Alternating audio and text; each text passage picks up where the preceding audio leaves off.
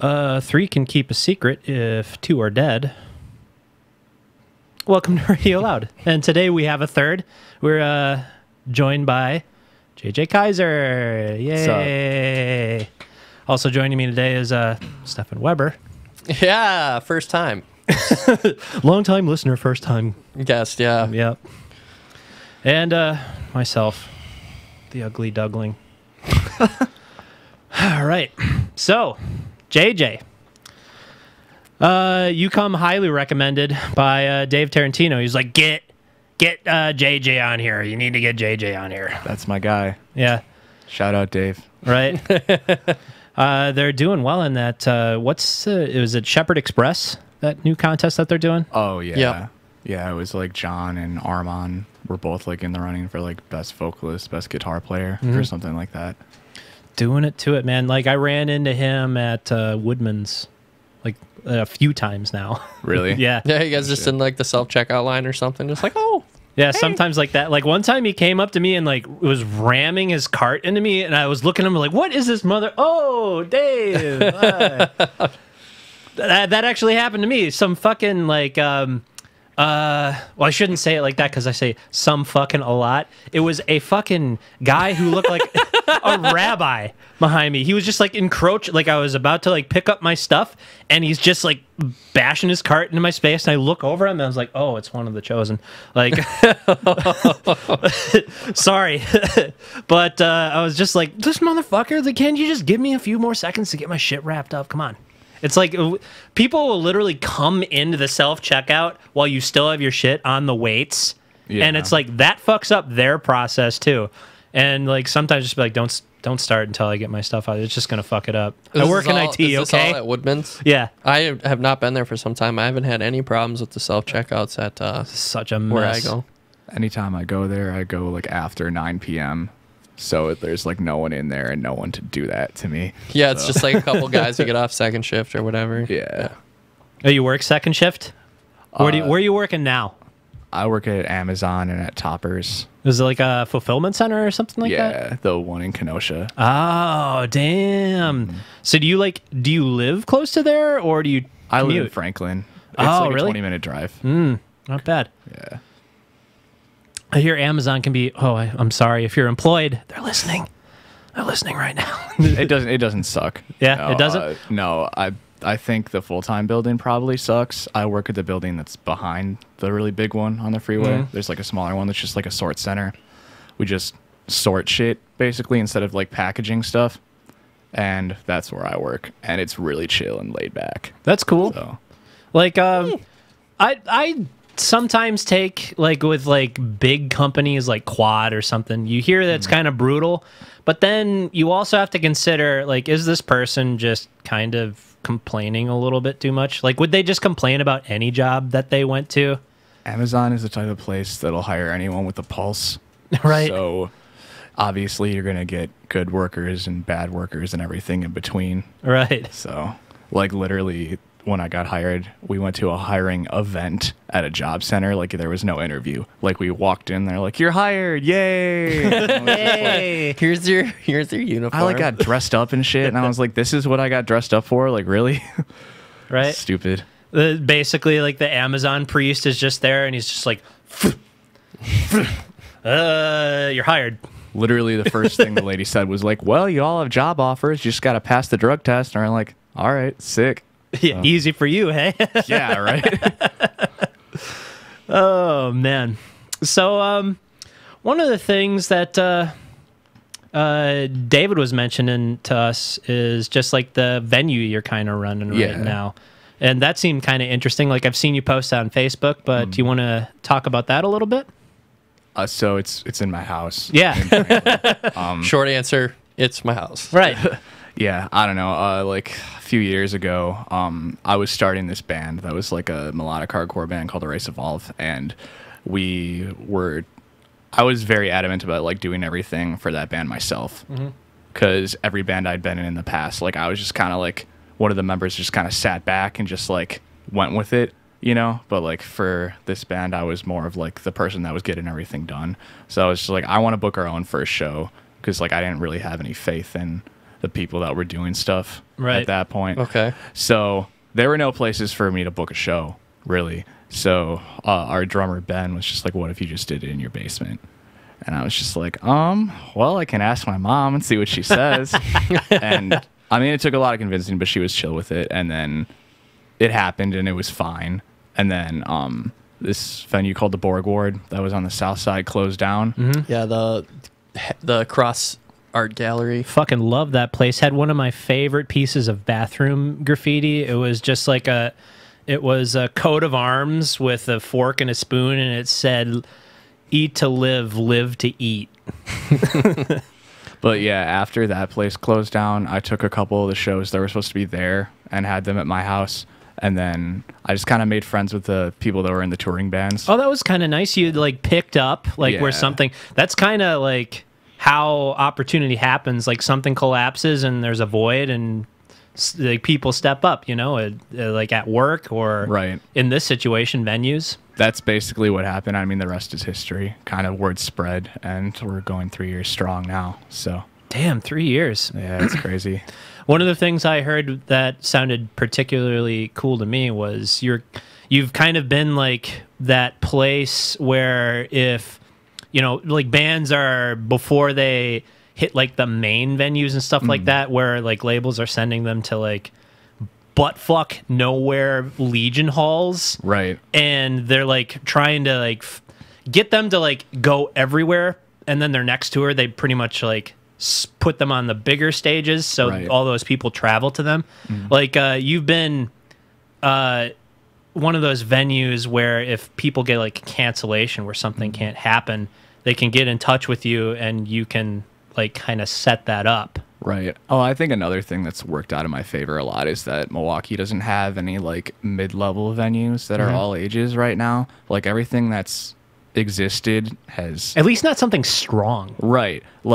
Like the Metal Grill, for example, was sick. Like that was like a 200-300 cap room. You know, that's like a mid-sized venue in my opinion. You know, where you can have, I don't know, but like we don't have any venue like that right now. So a lot of shows that would come to something like that, I've been able to pick up and do at my house or do at the Shorewood Legion Hall. So I think that if there was a solid venue with like a promoter doing that, I wouldn't have had nearly as many opportunities as I've had. You know? Right. Like, I feel like we're pretty much kind of peers. Yeah. But like when we were younger, like the age division and like that's a little bit wider, I feel like the people who were doing it in my era pretty much like just threw the torch away instead of like staying with it, and just basically like, oh, I'm an adult now, like this is kid stuff and I'm just gonna abandon it, where it's like, no, this is like a cool community thing, and it just pretty much got thrown away at that point. It was like really strong and then it just got trashed. And I'm not speaking ill on those individuals. Like life happens, opportunity happens, you get called away to do stuff, but Right. that's pretty much what happened. Like it used to be super At least strong. that's how it felt. Yeah. Yeah. And then like there was like an interim of just nothing for a bit. Yeah, I mean, that's the thing about like DIY communities. It's like, yeah, you can build them up to be really strong, but at its core, it's still like a very fragile entity, you know? And if someone isn't keeping up with it, or at least training someone to hand it off to them eventually when they decide, like, I'm done with this shit, like, Right. it just collapses, you know? And I think that's kind of what happened. I wasn't around for, I guess, like, your time, maybe, more or less. Like, are you talking about like when there was like 300 people at every show in like 2006? Yeah, like and shit that? Shorewood Legion Hall reaching capacity. And that's Yeah. one of the things too. There was like they pushed their luck so much, and then it basically became a liability for Right. those venues, and they're like, oh, we can't do this anymore, what? man. That's We're like, gonna get that was sued. like 2005 to 2011. Yeah, I'd say that was like our golden age, Yeah. you know? Yeah, 2011 was when I started coming around, so I missed that like entirely. So How old were you in 2011? I have to think about that shit. 15. Jesus, man. Holy crap. He's a youngin'. Yeah, I'm 22 Way to make now. me feel old. 22? Yeah. That's the thing about Tarantino. He'd just be like, oh, go to these shows, and I'm like 31 now. Yeah. Hey, but he loves it. Right? But that's like a thing. Like we were talking about it with like the hockey league and stuff like that, where we were just like shitting on you for getting like skating lessons, and we're just like, oh, you're gonna show up and it's gonna be a bunch of kids. It's like you shouldn't feel bad just because kids want to do it too. Like kids need something cool to look to that's curated by people who have done it. So it's like a quality thing for them, so they can actually see it. And but that's also something cool where like kids kind of like restart something and it becomes their like own thing. So I remember way back in the day, I'd see you like posting about stuff. Yeah. And I'd be like, who the fuck's this kid? The fuck's he talking about? Like, right. But you actually like stuck around and like gut through it a lot and like actually became like that person with the experience, I feel. Yeah, and like there was like a lot of that, like 2011 to now, where I felt like there wasn't a whole lot of a scene whatsoever either. Like I felt like it died like every other year, which kind of sucked. But then like when hardcore started taking off and my focus shifted to that, was when I started like actually enjoying it a lot more and being like, okay, like this is something that I feel like I align with a little bit more. Because like with like metalcore and everything, like it was cool, and like going to shows at like the Metal Grill or like, I don't know, like the Hartford Town Hall or any of those places, it was sick. I used to play there. Yeah, I played there a couple times too in my day. But I don't know, I feel like the ethics that I learned from hardcore was what made me want to stick around ultimately. Because like, I don't know if this was like just me, but like when I was going to like local shows, like every metalcore show was like basically all local bands. There weren't like a whole lot of tour packages coming through when I like started going to shows. So it didn't really like dawn on me that like DIY is about helping out touring bands, you know? So when I started going to hardcore shows and like every single bill there were touring bands on it, it was just like this isn't about me, you know? It's like about helping people out. And that sentiment is like what made me want to stick around more, because it's like this is about helping people, you know? So. And also, once you get to that, like once you actually start getting some touring packages involved with it, it helps rekindle things. It helps draw people to shows. Yeah. And that's something that a lot of smaller, like the suburbs of Milwaukee kind of burn themselves out on, is that it's the same little groups playing. Right. And it's like, you know, just get involved with your scene, do a little networking, like reach out on Facebook. It's so easy nowadays. Right. Just get in contact with people. They'd be more than glad to help you. Right. They need like the same thing. Like they need you as much as you need them. Just spread yourself out a little bit instead of just wearing people out in your one little area. You know, you really got to get out there and like take it to new audiences. Right. And I mean, the thing about like getting touring acts involved is like people talk regardless of if it's good or bad. So it's like if you're doing a good thing, like everyone's gonna find out eventually, you know? And I think that's why I've been able to do what I've been doing for so long. 'Cause, you know, people have good things to say, they're gonna tell all their friends, and then all their friends are gonna want to play at my house, you know? So, yeah, but I mean, it works, so whatever. I think to the point about the metalcore and the hardcore scene, the difference, like hardcore just has always kind of had that mentality, where versus 2011 metalcore, if you like at that point, I think a ton of the bands either hung up the towel around 2011 or they got signed.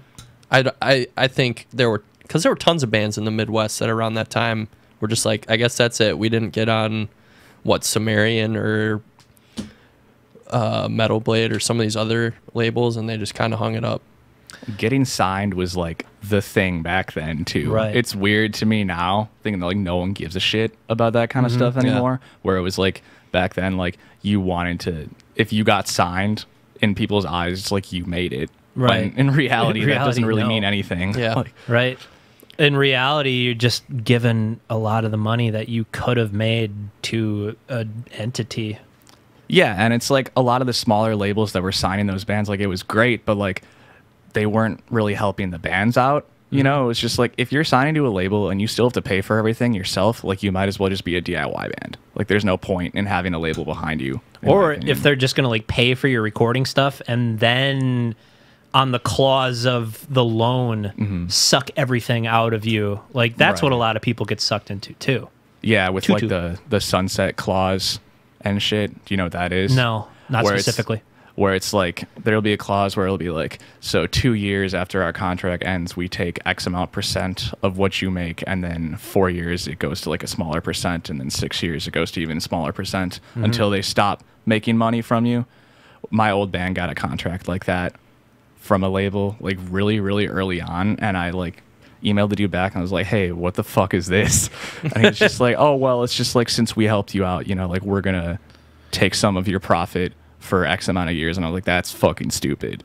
It's also something that's like a common thread amongst like video game designers and like art, bands, music. It's a field that a lot of young people find attractive. Yeah. And there's to the disadvantage of that crowd, they can basically give these shit deals out and then say, well, if you don't like it and you don't take it, somebody else will, so suck it. And it's just self-perpetuating like that. There's really nothing you can do about it until people get wise. And that's never going to happen. No. There's always a sucker. Yeah, there's always going to be like the younger generation of kids. They're going to fall for something that the older generation is wise to. I mean, it's like fucking We Are Triumphant is still a label. That's fucking stupid. It's like, I don't know if you know anything about that. I'm so old. Yeah. Give us the juice. Yeah, give us the juice, man. I don't even like, that was so long ago at this point, but it was just like a label that didn't do anything for the bands they signed. And it's like they still there's still Andy's out there like that. They're like really small. They'll get you to sign a contract and then they wait for the larger ones, so you have to break your contract with them, and that's what they and it was one of those labels that would like, it's like they signed Sworn In like 2011, if that name means anything to either of you. Okay, so like if you go on their Facebook page right now, they'll have like the list of artists. It'll be like artists that like used to be on the label, and then current artists. They still list Sworn In because it's like to like draw people in. It's like, oh, we signed Sworn In. It's like good for fucking you 7 years ago. Like, so yeah, it's great. There's a lot of predatory stuff, like even on like Sumerian stuff like that, and you know, that's business. It's business. But I mean, business, there are some good ones out there that try to work for you, but I'd say a majority of them are predatory because that's just the market they're in now. Well, it's also, you know, they've become so archaic. It's so useless nowadays. That's what I'm saying. Like that, they almost have to be predatory to try and stay afloat. But you know, that ship is sinking like so hard. It sucks even that they're like starting to write clauses where you have to give them a percentage of your merch sales and shit like that. Like that's fucking gas and food money. That's the bread and butter right there. It's not even the bread and butter. It's just the fucking instant milk so it doesn't spoil, and the fucking gas money, man. Like it's like the can of beans you get to spread on a piece of Toast, white bread. When you're just like living out of a fucking van. Like that's fun when you're a young adult. Like you'll sleep, like I slept in between two semis in a truck stop on top of a van like our first night out, and I didn't give a fuck because, you know, it was like, oh, this is gonna be fun, you know. But as a I'm turning 30 next week. Congratulations. Yeah, what the fuck? What I like you hear it too, like musicians who have just been doing it and they have gotten success, and it's like they're still only making like 50 grand a year for like some of these big acts you think would be making more, and they're still sleeping on, you know, people's floors every now and then.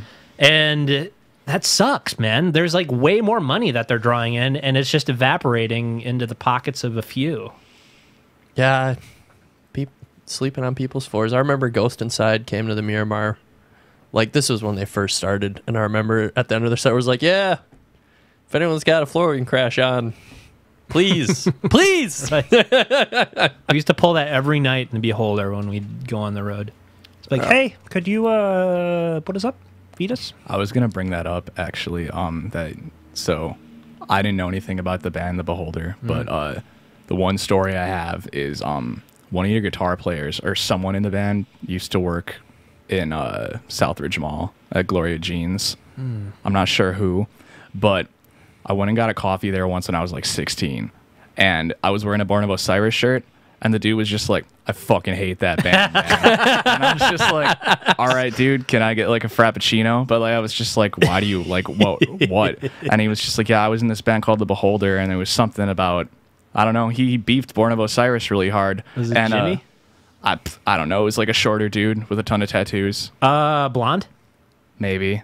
I just remember this very vividly, and when you brought that up in the podcast with Dave, I was like, I want to talk to him about that. Like, what was the beef? Wasn't me. I don't know about that specifically, but we did have beef with Oceano for a little bit. When like there was different eras of that band. I came in like in the Nail in the Coffin era, and it was basically Beholder, Oceano. One of us is getting signed to Earache. Oceano ended up winning it. Okay. And there was just some like bitter blood from the older members. And I was just like, meh, okay, cool bunch of guys. Because like they, in my previous band, Typhon, they brought us down to Illinois to play like Midwest Death Fest in like Northern Illinois. They like gave us the hookup, gave us a place to stay, and had like a fun like 2-day outing with them. We'd play up in like Two Rivers back when it was like original Oceano lineup where it was like two fat guys with guitars. That used to be their shtick. Oh, when Jeremy Carroll was in the band? Yeah. Okay. Yeah, it was just two big dudes. Yeah. Lots of fun. Yeah, Rooks played a show at my house like a few months ago, and I met that guy. No officially. shit. Yeah. I haven't seen him in years. Yeah, that was my first time ever Years. meeting him, but that band is fucking perfect. It's like makes me really happy that they're still around. So. Right, and I don't know the full extent of it, but they kind of face some like backlash just from just like being involved with the scene, the people involved with it. Like, I don't know, like I've heard some degree of like blacklisting just because of like members involved in it, which is kind of shitty. But you know, I wouldn't know. Like, I wouldn't know either. I'm pretty sure the only original people that played that show were Jeremy and maybe the other guitar player, but everybody else that was in the band was not in Rooks in like 2011. So God, it was so long ago. I played with Rooks a few times. It's weird how like once you just like get into that scene, you start new projects, you just find yourself meeting the same people in like new projects. yeah. Oh, it's you're like, doing this now. It's like the same 20 people that just started new bands, Right. which is cool, but like also kind of sucks because it's like there Needs needs new to be- blood. Yeah, you need a reinvigoration of ideas. Yeah, it's like you need the new wave of kids every couple of years coming in because eventually. But how do you feel about them wanting to be YouTube stars now? I like feel like there's not even that much interest in it. YouTube stars? I don't know. YouTube, Twitch streamers and stuff. Oh, some of that, yeah, I guess. But I think that's just a ploy for money. Like there's a tip system and some people have that ability where they can just kind of go and No, I mean have just the like draw. an interest in doing that over music. Like instead, like younger kids seem to be more drawn to that versus like when I was a kid, it was like, man, it would be so awesome to be part of a band, be live on stage and like hit it big or like be a sports star. And now kids are just like, I want to be a Twitch streamer or like a YouTube star. Like the change in what is necessarily popular. Right. It's interesting. Well- I can't say I know anybody like that. So To be honest, it's because that's like kind of what's being pushed now. Because I was astounded at just some figures because some shit had come out about Ninja. I don't really watch him, but he's like a big Fortnite player. All he does is play Fortnite, and apparently he's like a really kind of a toxic asshole. really, And he did this whole thing about like anti-bullying online and stuff like that. Like, Except he's kind of a bully online. yeah, he so is exactly. ironic. So somebody put together like a little compilation, like calling him out for that stuff, just like putting clips from his new things, like never bully anybody other, and he'd be like, "You fucking, I will come to your house and rape your mother," like those kind of things that he would Yeah. say, just because he was getting killed in a goddamn video game, in the game of Fortnite. But the fucking numbers that this guy pulls in, just like Millions millions of people. millions, and there's the reason it's pushed so hard with like sponsors and stuff like that. It's like, okay, yeah. Sponsors will pay good money to get their shit in front of millions of people for him to just go, I'm part of Dollar Shave Club or whatever. Yeah. And he literally, there's like not any thought really put into it. Have you seen like his little setup? It looks like my fucking sister's basement before they finished it. There's like a pile of crap behind him. Yeah, I have seen it. But my point was more like, because I know people that are fathers and mothers and they have younger children and they just like don't have a vested interest in almost like the music industry, and like the things that they think will be bring them fame are vastly different than when I was a youngin'. Stefan, are we the old ones? Yeah, are we the old ones now? What do you think about that, though? No, it's the children who are wrong. Like, have you noticed? Well, you're the one running the venue. Have you noticed like a decline in, or maybe I should say a gap in age coming to the concerts? You already kind of said no. Yeah, I feel like the majority of people that are coming to shows are like between 18 and like 22 and 23. But I feel like that's like been a consistent thing since I started coming to shows. So like that's just like the general age group that comes to shows, and like around like 23, 24, people start to get like real jobs and they're like, fuck this. I can't go to that and then go to work tomorrow, that kind of shit. Yeah. Yeah. Basically. That's my I feel life. like it's always going to be a bunch of 18 to 20 somethings coming to shows. And I mean, that's fine, I guess, as long as new people keep coming. Yeah. But like even this year alone, there's been like a bunch of new people that have been coming to shows. Like I see new faces at almost every show. That's good. That's sick. So, Yeah, that is sick. yeah.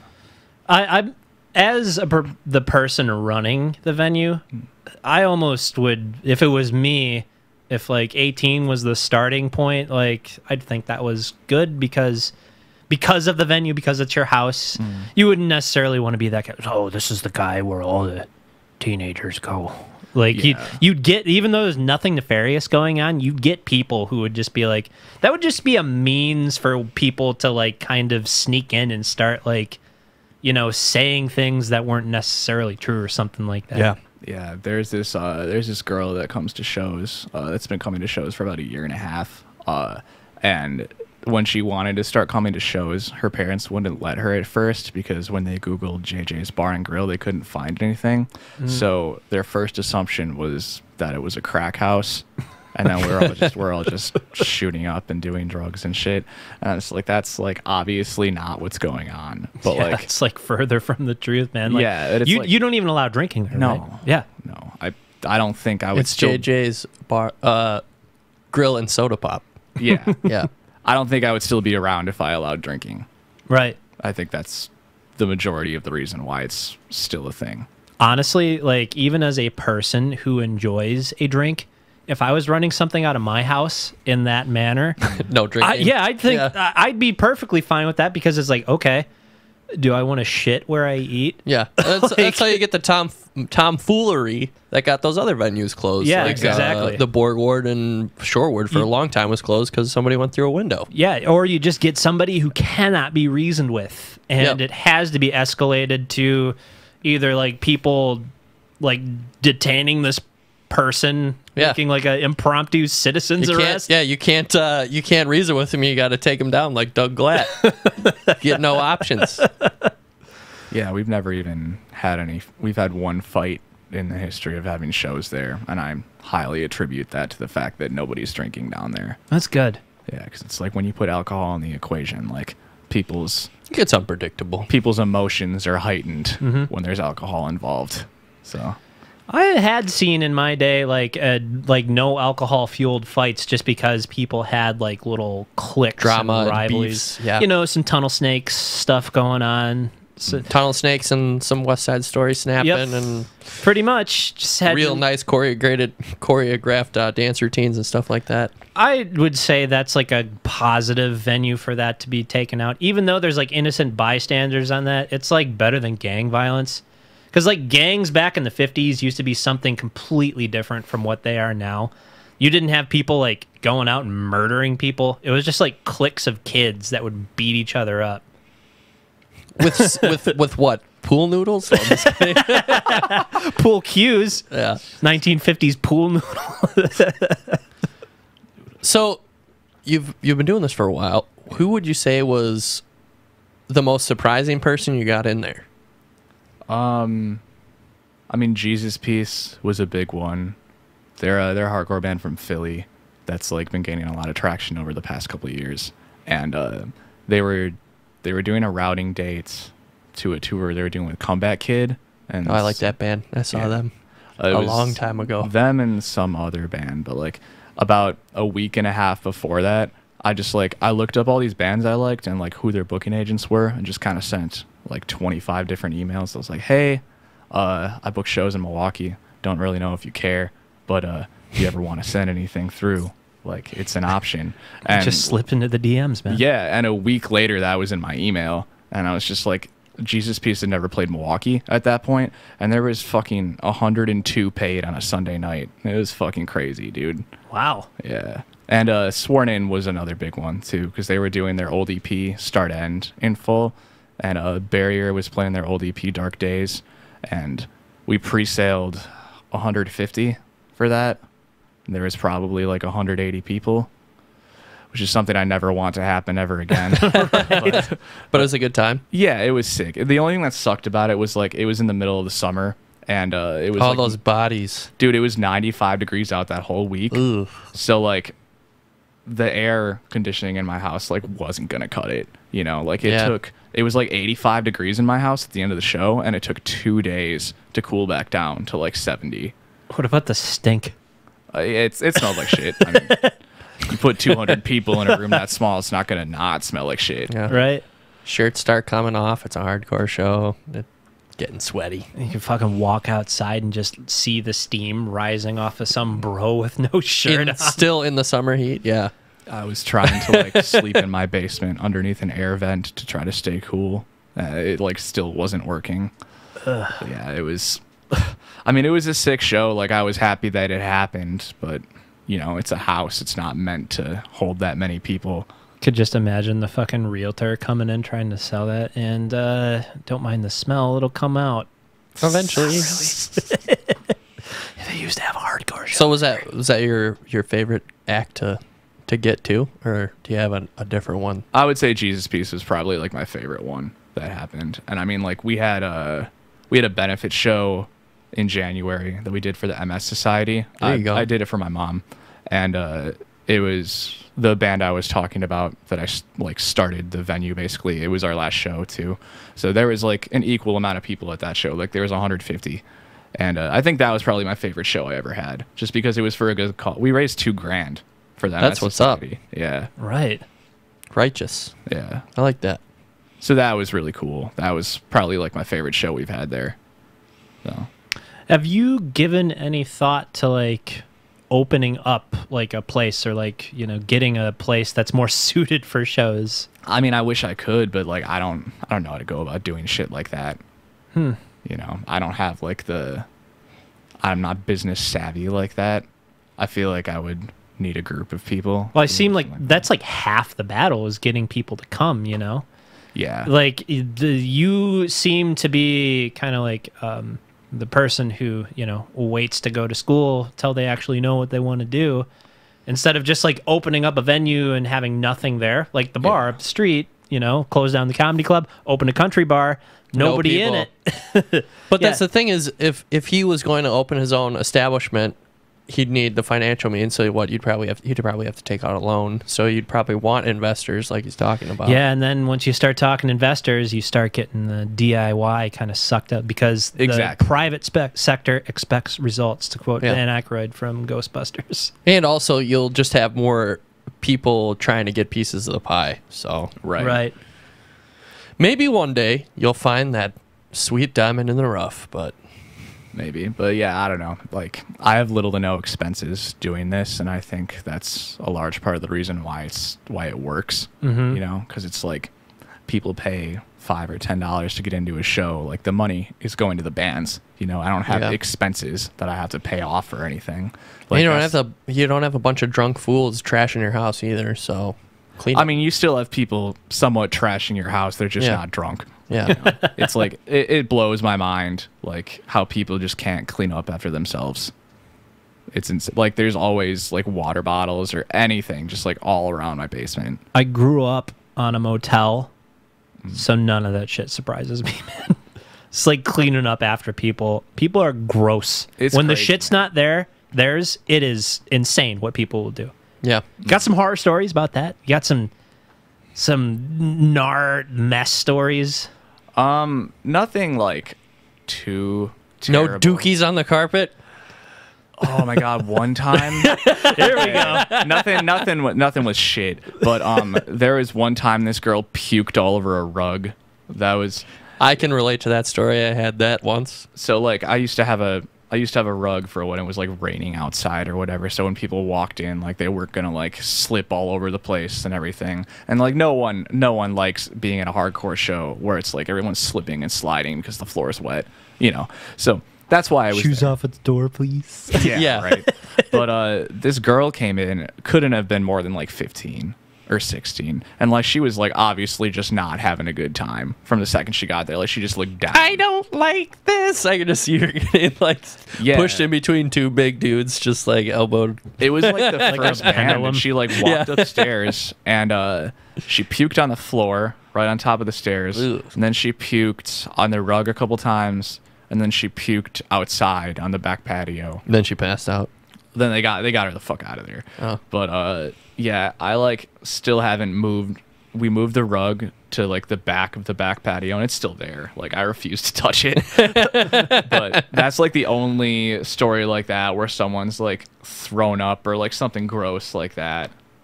So I'm surprised it took, and that was like in April of this year. So it took like 2.5 years for something like that to happen, which I think is really surprising. Yeah, it is. Like inviting hundreds of people into your own private domicile. Yeah. On the regular, you'd think, like, I've seen some horrible shit just with small gatherings of people that I'm very close with, you know? But yeah, 200 strangers, I guess, prohibiting alcohol, like, you know. I think it's a good move. Yeah, it's a good move, I feel like. I think my horror cleaning story from a party was I came home when I used to live on this rental property out in the boonies with a roommate. But I came home one day after work and that guy. Yeah, there were just some random people in my house. I was like, "Who are you people? I don't know any of you people." And they were like, "Oh, the roommate invited me over." My roommate wasn't even home. I was like, "Okay." Well, I went off upstairs and I just was chilling doing my own thing. I came downstairs and this girl was sitting there and she just threw up everywhere. Like all over herself, all over the floor, and like all these people are like, "Oh no, man, we got to get out of here." I was like, "Nope." There's a bucket, all this cleaning stuff. I like went under the sink. I was like, "You can clean all this up, and I'll stand here and watch you do it, and then you can leave." And they did. That's badass. But it was just like, I don't know any of you people. You can't just puke in my house and then leave. Like I'm not cleaning that up. You can clean it up. Right. I had a Motorola Razr, a flip That was phone, old school. back in high school, and I remember I thought I was about to get in trouble in a gym class, so we were laughing about something, and I thought that some girl had like freaked out, thought we were laughing at her, so I'm just like, shit. I got to like delete all my good videos because, you know, I wasn't an idiot. There was like videos of us doing stuff Terrible, unspeakable things. stuff that was illegal, you know. So I didn't want to go down for that, and I'm glad I did because I didn't get my cell phone taken away, but the principal came down the hallway, and I was like, oh shit, he's coming to get my fucking phone. And he didn't, and I just deleted all my fucking priceless memories for nothing. But back at this house we used to like all go to, fucking one time this guy Dick had a bit too much to drink. Tricky Dick. And he tried to, instead of just puking, he tried to stop the puke, and he covered his mouth. I did that once. It just spews out. Yeah, just squirts out the fucking sides. It's like those old World War II movies where someone's on a U-boat and the pipes burst. Yeah. And they're just trying to like squeeze the pipe and it just squirts out the side. It was like that with fucking vomit. And I had this fucking picture of this guy afterwards, just like, God, why me? Just like covered in fucking vomit. I wish I still had this picture. But both of our stories involve alcohol. Yeah. Yours, hopefully not. It was a sick teenager or whatever. Yeah, I don't know. I never saw her again after that. Right? Too embarrassed, probably. Yeah, I mean, if I was her, I wouldn't go back after that. It's just like I showed Not up. my scene. Hardcore made me throw up, Mom. My Christian values were alienated. Yeah, bless her soul. So who's the biggest act, in your opinion, that you've had there? I mean, Expire was definitely up there. We did a Halloween show in 2016 because they were like... One, please. They were like about to break up. Like nobody knew it yet. And Zach wanted to do like a house show tour before they did their final tour. So we did that, and that was sick. That was the first show I ever had to do pre-sales for, which was kind of a milestone. There was 120 at that show. Jeez. Yeah. Yeah, and that was the first 120. Yeah. For Expire's pre-final tour. Yeah, it was like where they had already it sounds like they already had the idea in their head that they were going to break up and they went to small venues, he was saying. It was like their second last Milwaukee show that happened. But yeah, that one and Jesus Peace. Mom Jeans was another big one. They weren't very big at the time, but they're really big now. They go on tour with the Sisterhood of the Traveling Pants?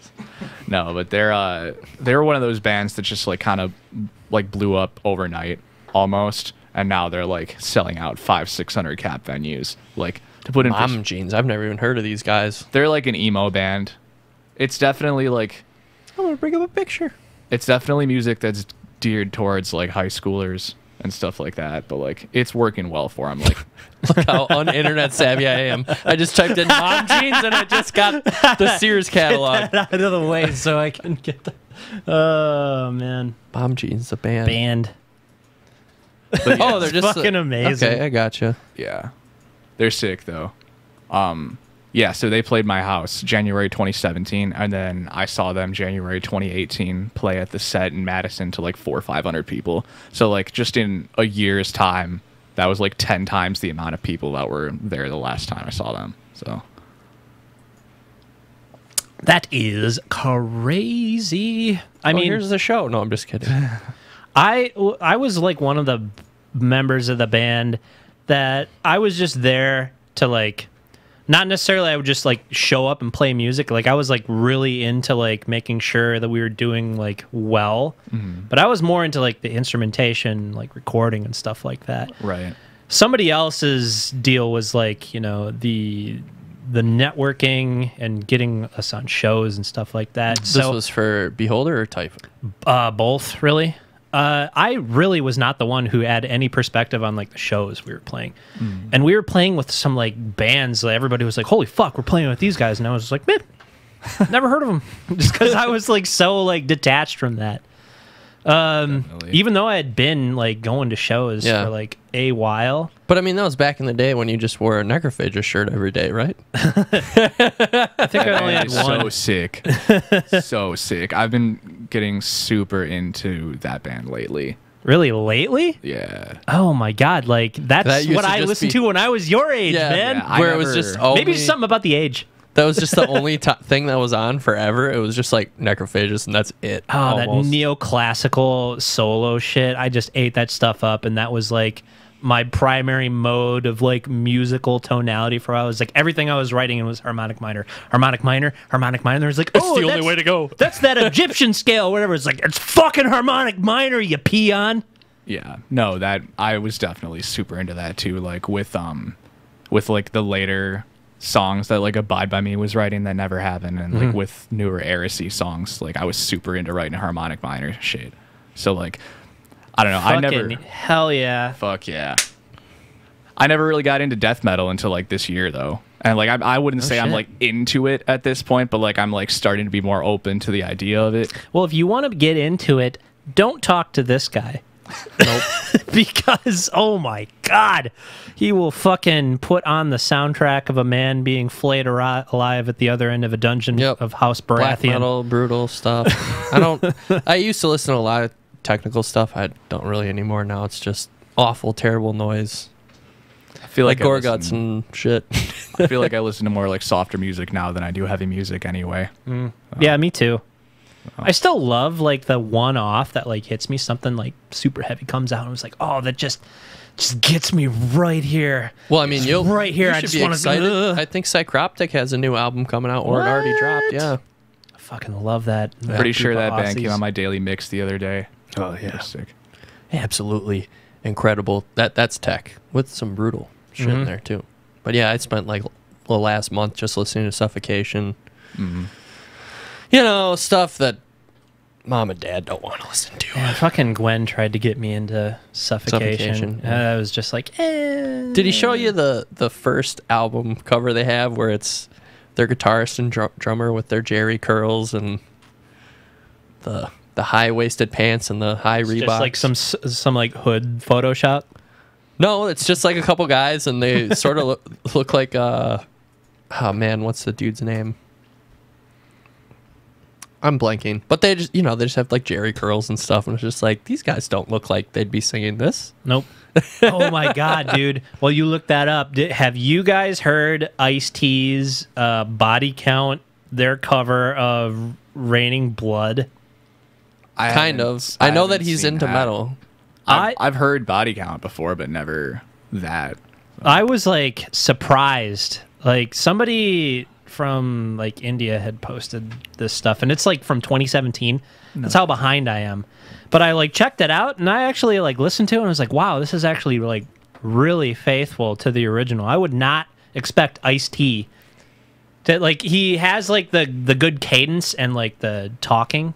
I would just love to see Ice-T, his take on Angel of Death. There was the beginning of that.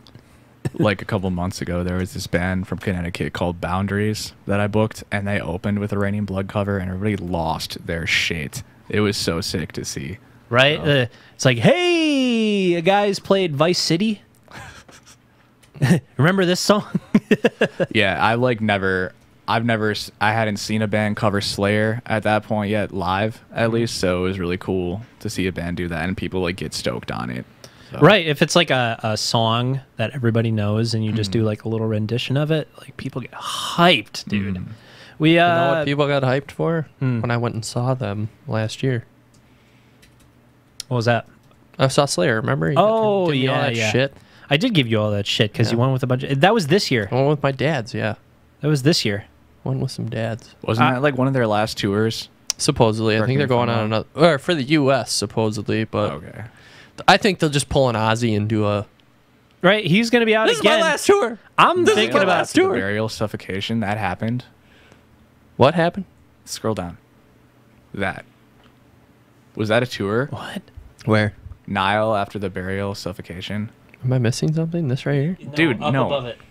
Oh, yeah, that was a tour. That's sick. Yeah, I think they'll just do the Ozzy route, though, with just, it's going to be our last tour.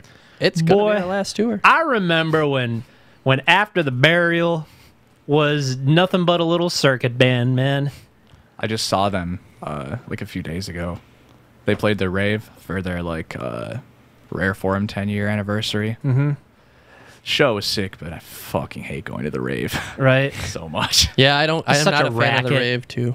Like, you can speak about that just being like a musician who knows it. Like, basically what they do is they get you on a mailing list and then mail you the list of like bands that are coming up and then get you to pay in to sell tickets for it. Yeah. And if you have the network, you can double your money. A lot of bands don't, and they're basically just being like, oh, you can play with this band you idolize, and a lot of people buy into it, and then they get there and they play the show, and they don't even realize that they're playing on another stage while the main show is still going on. Like, it goes back to the whole like predatory thing we were talking about earlier, where it's just like they're taking these young bands that maybe don't know how to get shows, don't know that like a local music scene exists yet, and they're like, hey, you can play with this band that you like, you just have to give us like $300 and try your best to make your money back. So it's like kids that don't know any better, of course they're gonna do that, because it's like, oh well, we don't know how to get shows and here's a show. You know, I've always thought pay to play was bullshit. So I learned that it was bullshit, but we made a ton of money on that shit because we could sell them, man. We could sell tickets. yeah, and I mean, like, that's just like nowadays, like, that's not really a thing in Milwaukee. Like, it hasn't been a ticket market for at least since 2012. I remember, like, I think I sold tickets to play with Misery Signals once, but that was like, it was a Bob show, and it wasn't like a, you have to sell X amount to play. Like, he just gave me tickets and was like, if you want to sell these, like, whatever. But since that was 2013. I haven't sold tickets since. Yeah. That's a conversation for another time. For sure. Oh my God. Sure. I can't find the exact picture I'm looking for. No.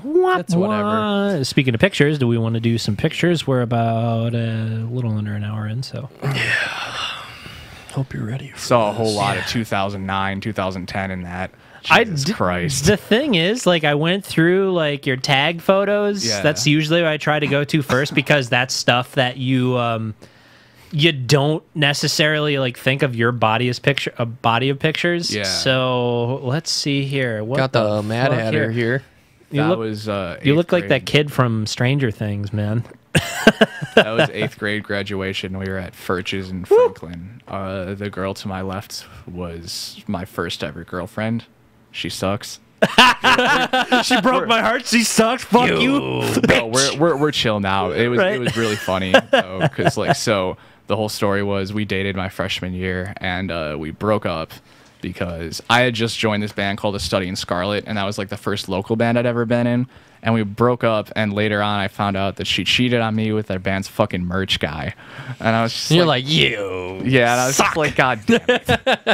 But no, that was fucking 7 years ago. I don't care now, but Yeah, the guy was just like, oh, I'm gonna hawk these t-shirts. Now I'm gonna hawk some sex. yeah, I mean, that's just high school. You know. All right, we'll go to the next one. Wait, why is this not? Oh, Why there we you go. not do this? That's the Study in Scarlet, the first local band I was in. That's in Seven. How old were you in this I was photo probably shoot? 15. That's at Seven Bridges in South Milwaukee. I'm surprised you guys, like, this is where they find like stranded black metal bands, just like out in the woods in the winter. Yep. Well, I mean, you've been to Seven Bridges before? Like, No. It's like a public park. Like, old people go around there and walk all day and shit. And it's like at night, like, teenagers will go there and like they'll like make out or they'll do drugs. Make out point. They'll have bonfires on the lake or shit like that. Stefan lives by the part Estabrook where that's the park where all the gay guys go to blow each other. Yeah. Supposedly, yeah. I mean, yeah, good for them, but like they really had a problem with that for a while. It's like, stop giving each other blowjobs in a public place, please stop. That's really funny. The guy on the top right is actually the entire reason that I go to shows, because we went to high school together, and he came up to me in the You hallway. want to circle that guy again? But he came up to me in the hallway one day and was like, "Hey, I heard you play guitar, and my band's looking for like another guitar player to play our show on Friday. They were playing at the Logeman Center in Mequon, and he was like, do you want to learn our set in a few days and play the show?" And I was like, fuck yeah. Nice. So I did, and I played my first local show that weekend, and the rest is history. So. That's a thing, really. Like, I feel like a lot of people like try to network too much and try to do too much online. Where it's like, what got me involved was just getting out there, playing some shows, getting my name in the bin for people to like, oh, this guy plays guitar, and just start building your connections from there. Like, I literally, like, second band I ever really formed put me in contact with Jason Jones and James Newstater. James Newstater like sought me out online and told me, this guy Jason's looking to start a band, and you just form from there. Like, doesn't matter how old you are, Right. just start doing it. Like, Yeah, and, like, there's going to be a lot of failures to plug through, and the earlier you start, the better. Yeah, and I was always the young one in like every band I was in high school. Like even those dudes were 17, 18. Right. And I was 15. And even like with Abide By Me, all those dudes were in their early 20s. And Same I was shoes, 16 man. or 17. So I'm like really thankful to my mom and pop for like letting me hang out with like these older dudes. Like, yeah, me too. Honestly, it's like I don't really know what I would be doing if I didn't get involved in this at such a young age, you know, because like I just completely immersed myself in it. Like I didn't give a shit about anything else throughout high school besides going to shows. So now you probably have like a unique perspective on it. It's like, okay, give your kid an iPad at a young age, and now they can like, you know, hack your butthole closed. yeah, right. What do we got here? I pulled this one just for Is this me? Boozy Boy. Is this me right here? I'm just kidding. Was I kinda looks tagged like in you. this photo? Yeah, you were tagged in it. I didn't know Oh, where I you see, were. man. Yeah, this guy's very I'm photogenic. That's up Boozer. there That's somewhere. Jeff Boozer. You know Jeff Boozer? Yeah, I know Jeff Boozer. This was the Unity Lodge, May 2011. Love that place. Great place. I want to say it was a Face for Radio's maybe. I think a Face for Radio might have played. That was like a pop punk band he was in at some point. I'm not sure. I just know Boozer from he was always involved with everything. Like no matter what show I was at, like he was there. Like I haven't seen he was him involved in a pretty long in time now, but he was Yeah, in he No moved out to Zodiac. Arizona, I think. Yeah, because he was in No Zodiac for a while, Mm-hmm. and then I don't know what happened there, but I don't think he is anymore. But yeah, I want to say this was Monster's last show at the Unity Oh, I played Lodge. with them a couple times in Apophis. Yeah. Fucking Monsters, Lake County Kids, Mm-hmm. two awesome. I think like a couple of the members were brothers between those two bands. Yeah, and they started other bands too. I think the singer of Monsters and then his two younger brothers started other bands. Like I don't know who was in Lake County Kids because that was a little before my time, Mm-hmm. but I know Grand Finale was another band that was like those brothers, like not the dude in Monsters, but the two younger ones were in that band. I think a Color Morale was kind of involved in that same little Really? clique for a bit there. I remember shit. playing with them at Unity Lodge. Okay. Yeah, this was I only went to 2 shows there. It was this one and then the last Unity Lodge show that happened, which was like God, I forget who even played. The Ox King played, Sworn In, Kingmaker. I don't know, like a bunch of older local bands. It was such a great time at that venue. One time, it was like a Halloween show, and we just decided to wrap me in toilet paper, be a toilet paper mummy, and that shit lasted for 2 minutes. Jesus. And then I was just a dude in like shambles of like toilet paper and his underwear. So I got spent 30 minutes getting wrapped in toilet paper, and then just to get it moshed off of me, I went out there and like mosh mummied it.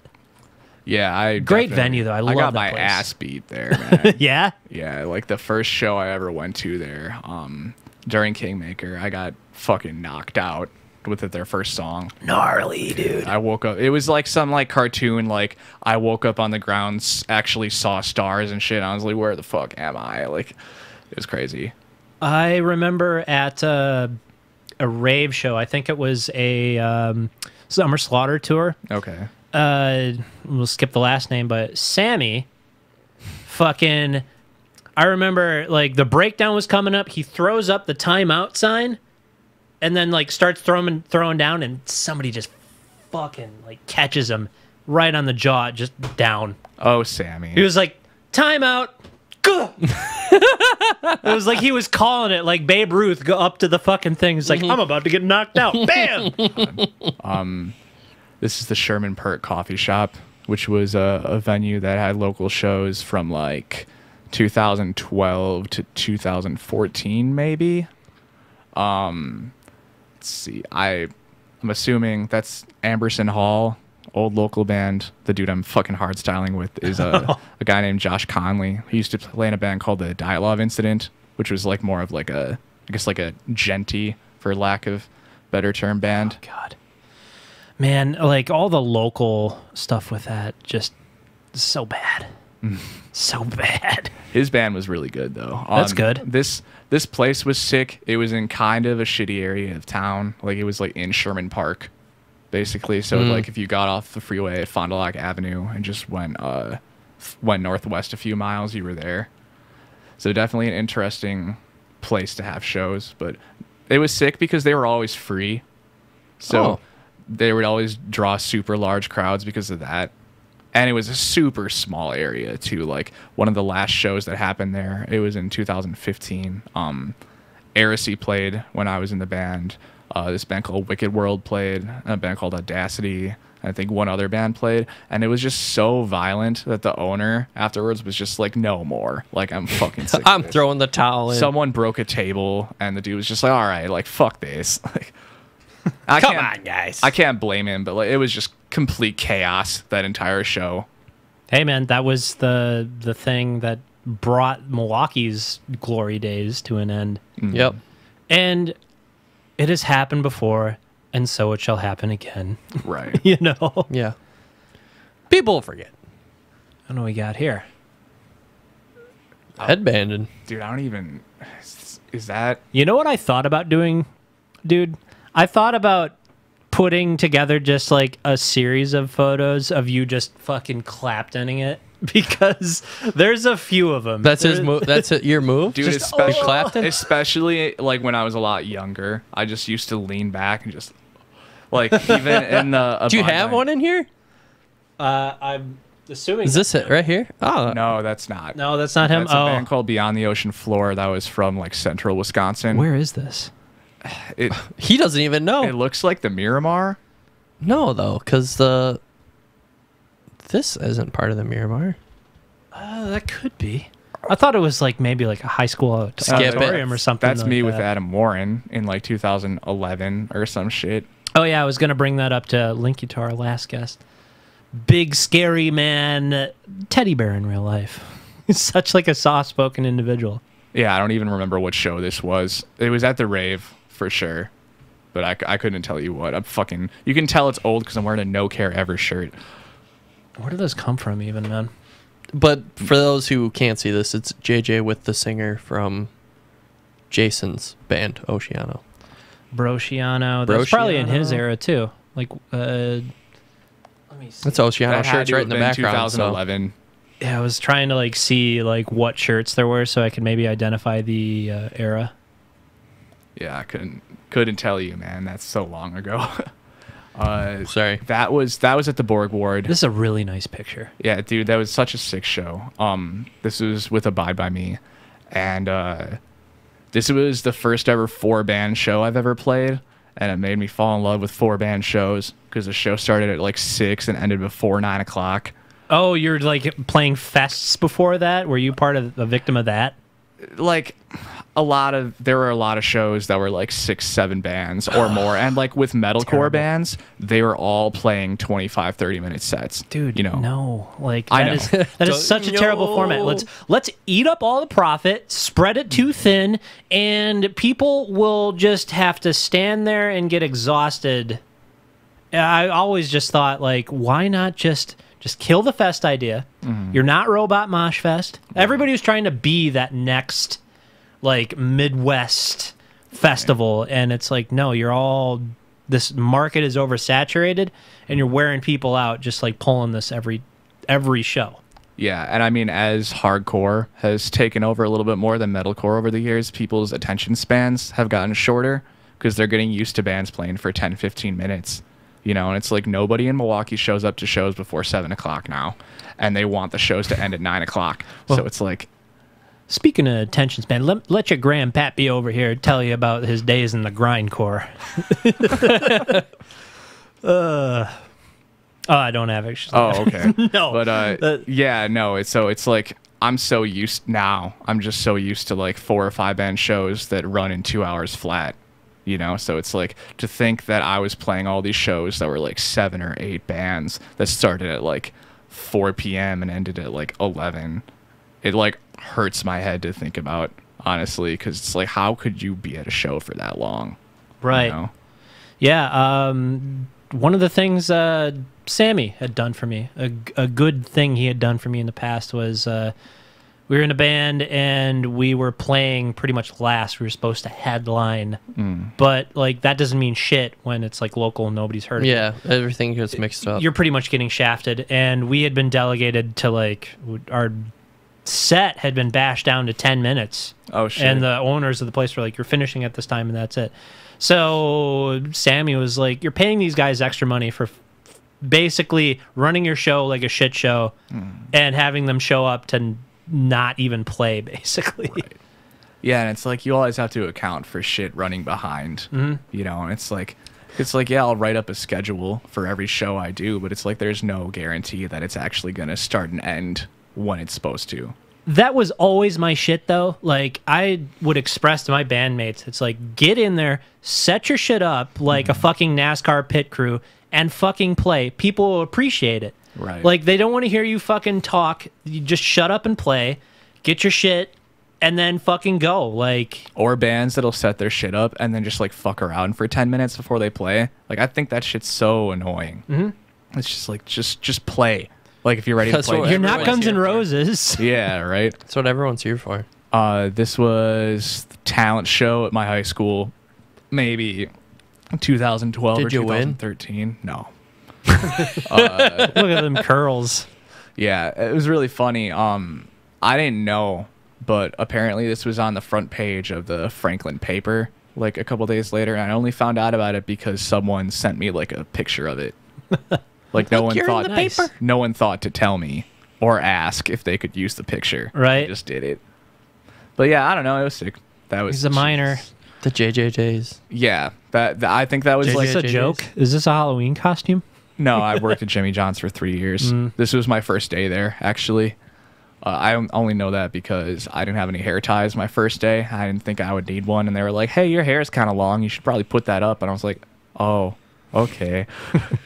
So, did you like working at Jimmy John's?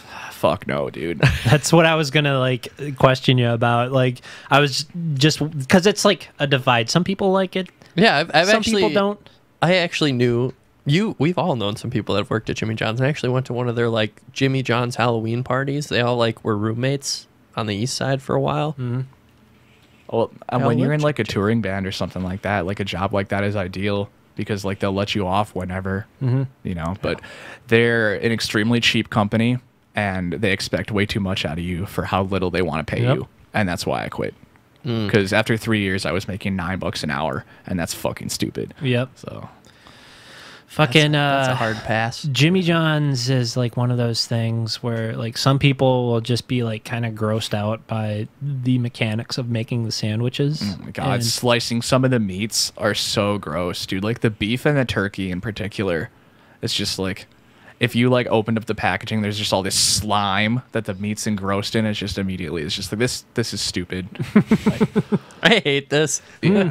ectoplasm. This was at the Sherman Perk coffee shop too. Oh, that's the interior. I want to say this was my first show with Heresy. The band pictured is a band called Underages. That's actually still a band now. Yeah, they are. Used to be in a band with Carl.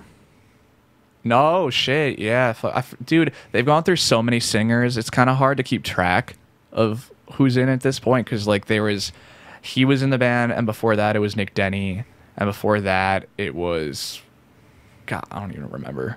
But they've had like 3 or 4 frontmen in the past few years. I will reserve comment on this as well.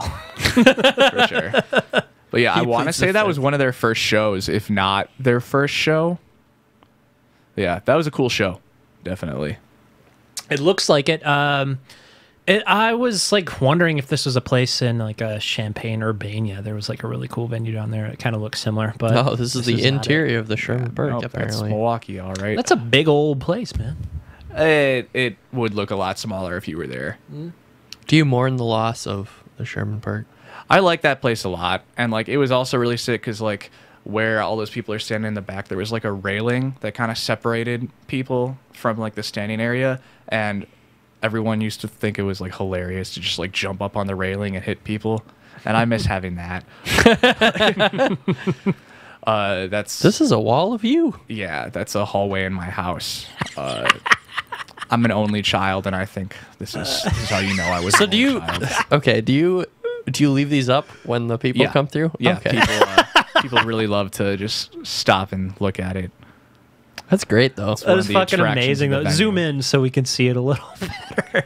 Don't worry, my mom had something similar. Oh, there's so many JJs. Except I have siblings, so it was an entire wall of everybody. Yeah, it was just me. Yeah. So Yeah, it just means you get more visibility. more you play, get man. more attention, and you get all the presents at Christmas. Yeah. Yeah, people love that shit. That was at a place called the Showcase in Racine. You got a That face like, where did everybody go? that place Where sucked everybody show up? a lot. They was only active for like a summer, and then it closed down. The band behind me is a band called Delinquents from Madison. That was their first show, I'm pretty sure. And it was so echoey and shitty in there. Like, I played there a couple times with Heresy, and it was just so bad. Like, I could only hear Marcus's snare, and that was it, because everything was so echoey. Like, you couldn't make anything out. And like, if you were just someone watching the band, like, you wouldn't even know what was going on. Just terrible acoustics. Yeah, it was yikes. fucking terrible. You know, what I would suggest first bands do, if I could offer any advice to a band trying to play their first show and not having it turn out like that. Yeah. Typhon's first show, I had like a first show for another band, but this was like kind of my second band. Like once I actually had graduated. This is a real first show. Yeah, this is the real first show. Yeah. Getting involved in like the DIY community in the surrounding communities, like played in Jefferson. We didn't have transport. Jefferson County? Jefferson County. You were up at my grandma's place? Yep. Fucking. What the fuck did you play out there? That town had nothing. There was enough people there that, you know, they're close to Milwaukee. There's enough like freaks and geeks. And we basically got a call that a band had dropped and like, can you play this show? Jason called me up and was like, you guys want to play the show? We mustered the troops. Everybody was down.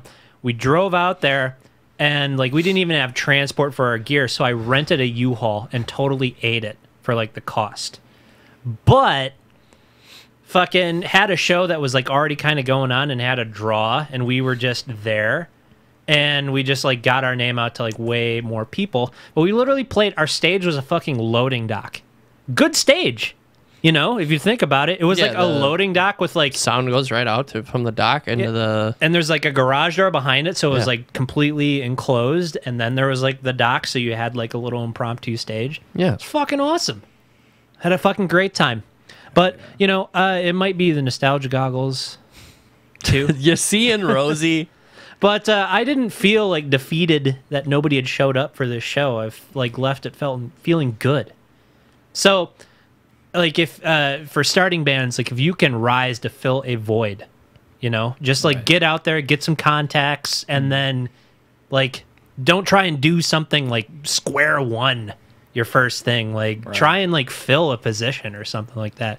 Right. Yeah, it's definitely a lot of just like who you know, basically. But this picture was for the last band I was in, Erase Evolve, which was the band that started the venue, basically. But this is just like a promotional material for it. Like the whole like the name was Erase / Evolve, so like the / was just kind of like our logo, and that was like. I posted that on Facebook like a day before I like announced that like there was a new band and everything. So that's basically all that was. It was like our profile picture for a few months probably too. Mysterious. Oh, what's this mean? A big what does Kanye this release coming up. I didn't hear anything you said. This was Erase Evolve. Everybody that was in it. Fucking rest in peace, man.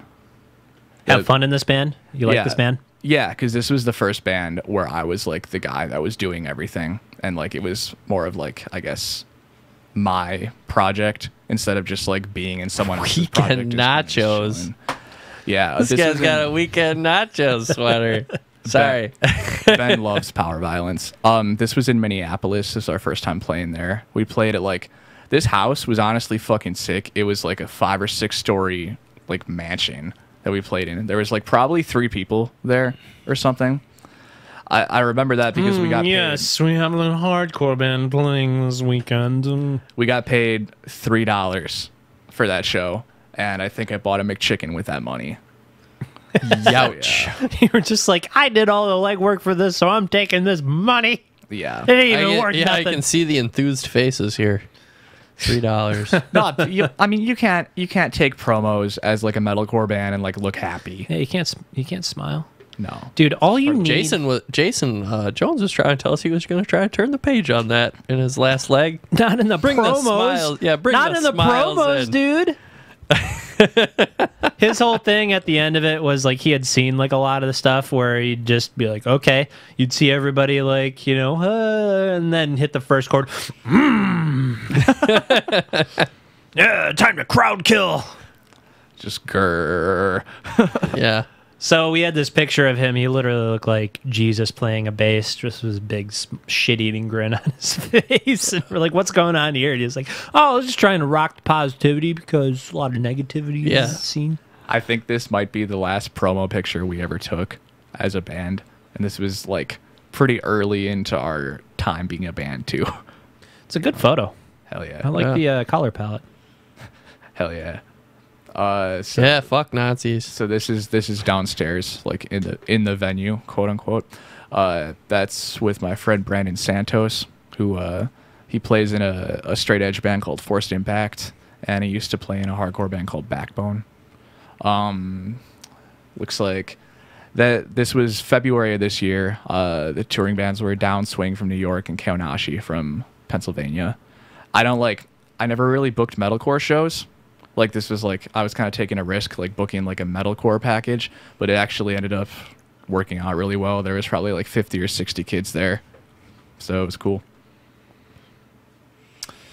Not as big of a draw, but still worked out. I was thinking like earlier about just like Nazi graffiti in general, and like the fucking imbeciles doing it half the time don't even know how to properly make The swastika, yeah, the arms get all messed up or whatever. And Yeah, a couple people were giving me shit because like when I had that like done or whatever, they're like, you know, for like 3 seconds there was like an actual swastika on that before you wall. put the I was like, fuck you, dude. Like, this is with that's kind of funny to be honest. Yeah, right. This is a band I'm in currently called Slow Panic. It's a hardcore band. This was from a show we played earlier this month at my house.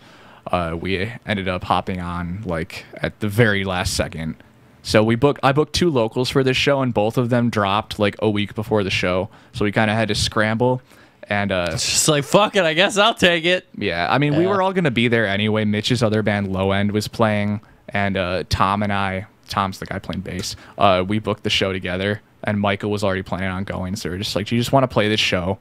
So we fucking did it. We didn't get to practice before we played it, which kind of sucked. But our set's like 8 minutes, so it's fine. Dude, we fucking know it. Like, we consistently do an hour and a half to 2 hours. We never do less than an hour and a half. Sometimes we do more, but we've had people just like cancel on us the day of, and it's like, okay, there goes our material. Right. What are we going to talk about? And it's been kind of amazing. Like some of the days where we've had people just straight up cancel.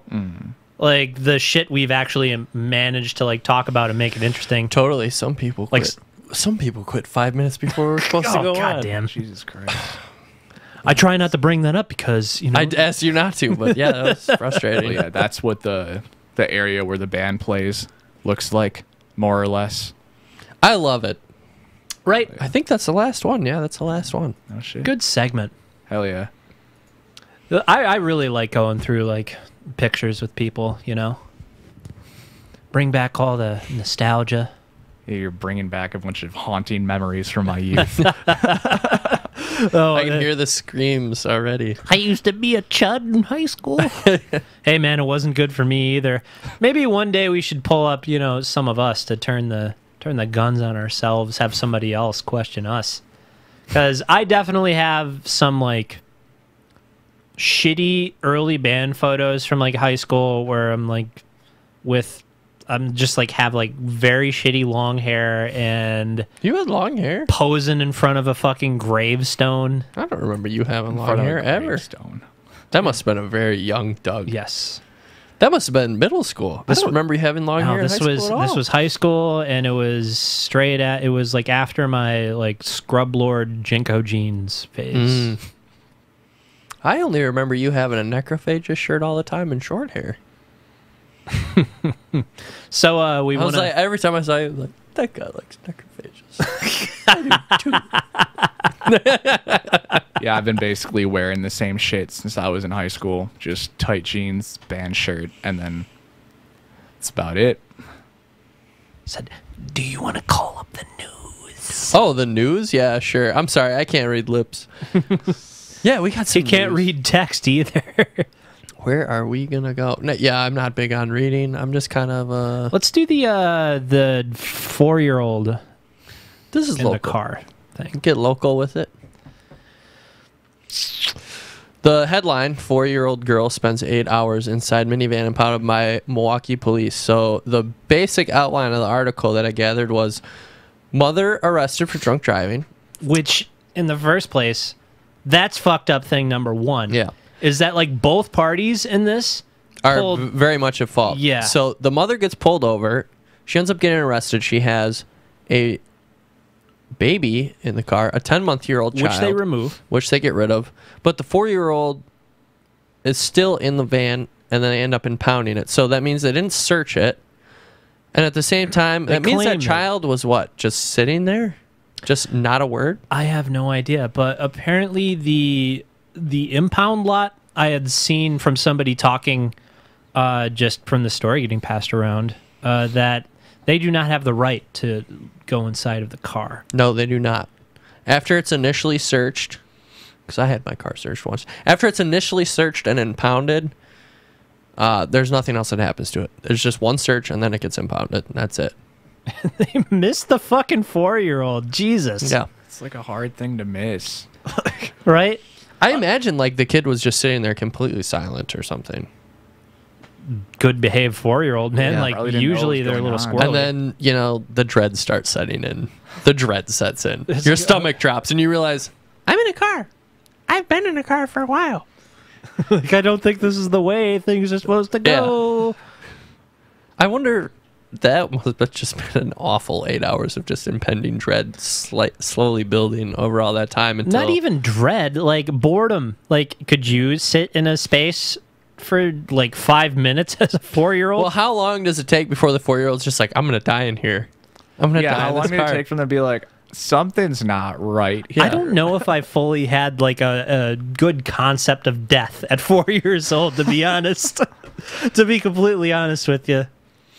But one of the things I thought was like kind of screwed up is the initial statement in release. It's like, oh, we are sorry that this happened, but they put all like You the talking focus about, on the mother being intoxicated and none on like the police departments.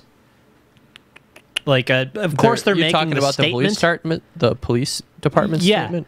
They really tried to say as little as possible about what they did wrong and try to like point the finger at the mother, put all that blame on it. But Mayor Barrett is kind of just being Apparently, like, the girl was very upset and crying. Something that You none think? of us would like to have happened to any of our children. I have not. I do not see the excerpt necessarily that you're talking about. Trying to cast the blame more on the mother. maybe not in this one, but I did see I don't it. think it's on this one. This is just on a global news from I think California. Yeah, this isn't which even is- a Milwaukee article. Yeah, which is where I saw it first, and then eventually I saw some of like the Milwaukee entities, like the Milwaukee Fox, it went viral. putting it out there. It went viral. It went so viral that Fox had to go against the cops, man. That's their bread and butter, man. That's crazy. Right?